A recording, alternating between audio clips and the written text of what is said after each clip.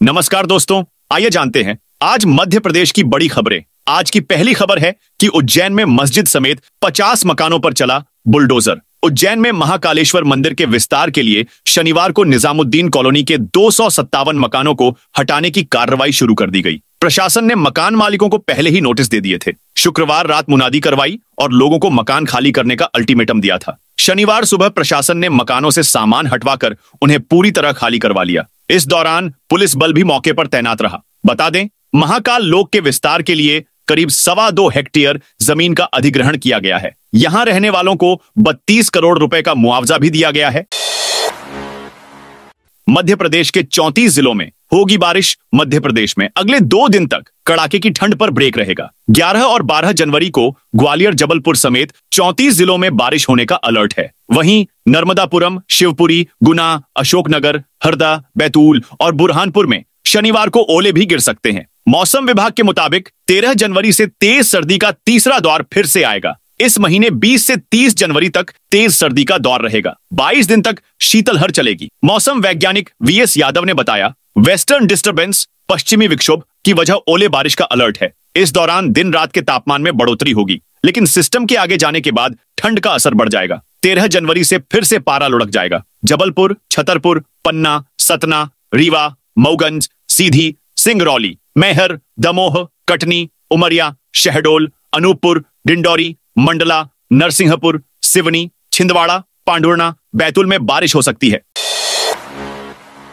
किसानों को प्रति हेक्टेयर 150 रुपए देगी। सरकार युवा दिवस की तैयारियों को लेकर चर्चा करते हुए कहा कि सरकार किसानों को फायदा देने के लिए काम कर रही है। प्रति हेक्टेयर 150 रुपए देने का काम किया जाएगा। जल्दी ही इसके निर्देश जारी किए जाएंगे और इसका फायदा किसानों को मिलेगा। प्रदेश में अब तक 5,67,000 किसानों से 36.89 लाख मीट्रिक टन धान खरीदा गया है। किसानों को 528 करोड़ रुपए का भुगतान कर दिया है। इस वर्ष उपार्जन के लिए गेहूं के समर्थन मूल्य में 150 रुपए की वृद्धि की गई है। किसानों से 2,425 रुपए प्रति क्विंटल की दर से गेहूं खरीदा जाएगा।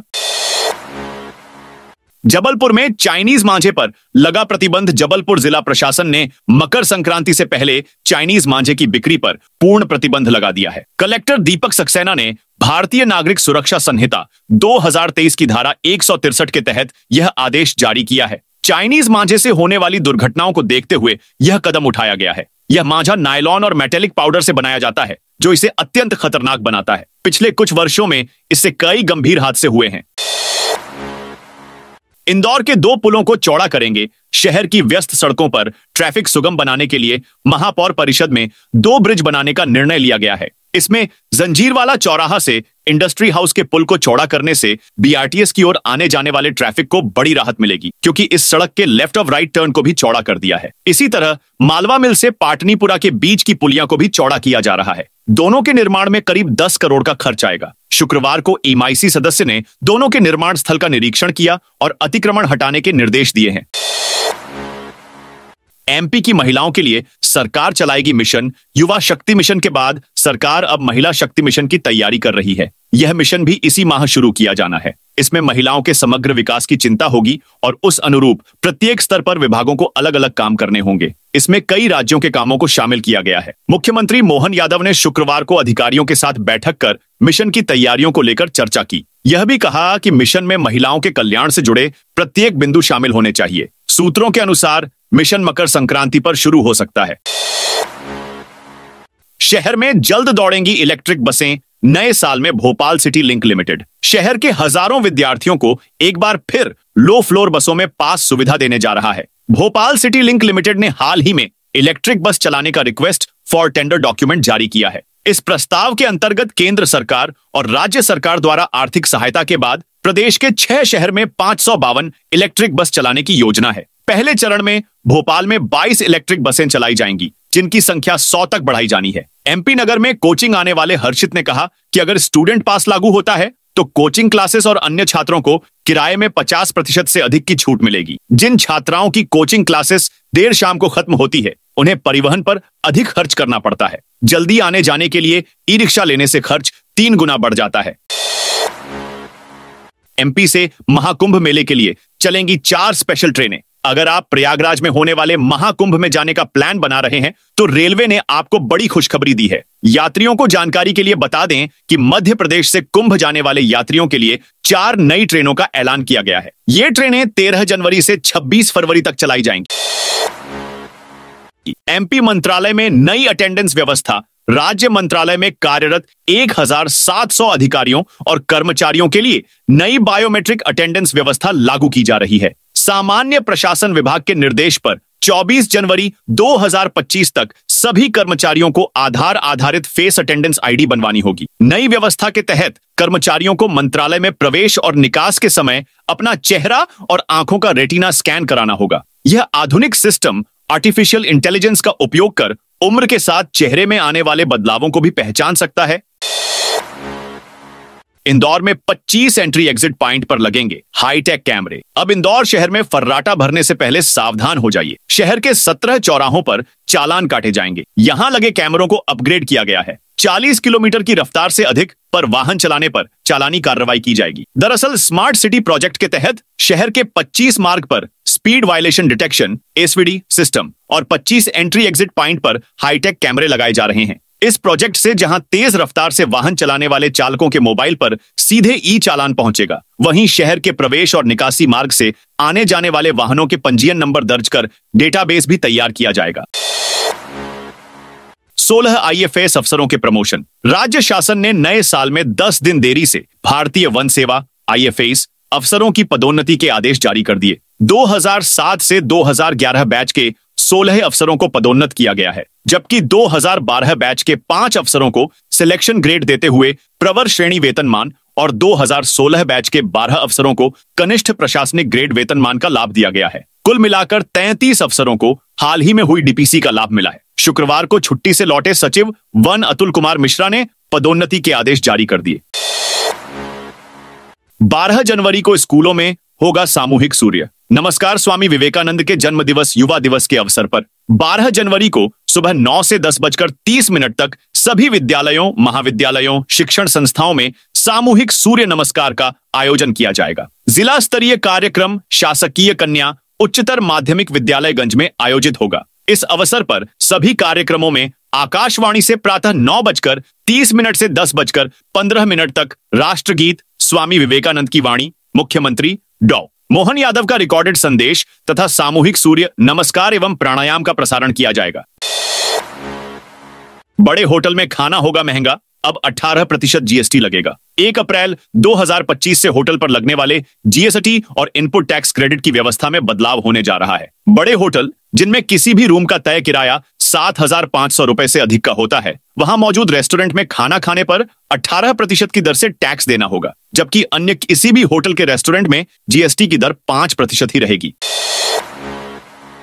महू में कांग्रेस की रैली। 27 जनवरी को मध्य प्रदेश में बाबा साहब अंबेडकर की जन्मस्थली महू में 26 जनवरी को होने वाली कांग्रेस की जय भीम, जय बापू, जय संविधान रैली अब 27 जनवरी को होगी। दरअसल 3 दिन पहले कांग्रेस की मीटिंग में पार्टी नेताओं ने तारीख बदलने की मांग की थी, जिसके बाद एमपी कांग्रेस की ओर से अखिल भारतीय कांग्रेस कमेटी को रैली 27 जनवरी करने का प्रस्ताव भेजा गया था, जिस पर अखिल भारतीय कांग्रेस कमेटी ने अपनी सहमति दे दी है। शुक्रवार शाम को प्रदेश कांग्रेस प्रभारी भंवर जितेंद्र सिंह ने इसकी जानकारी दी है। कांग्रेस 27 जनवरी को महू में होने वाली रैली से पहले मध्य प्रदेश के गांव-गांव में और वार्डों में सुबह शाम प्रभात फेरियां निकालेगी।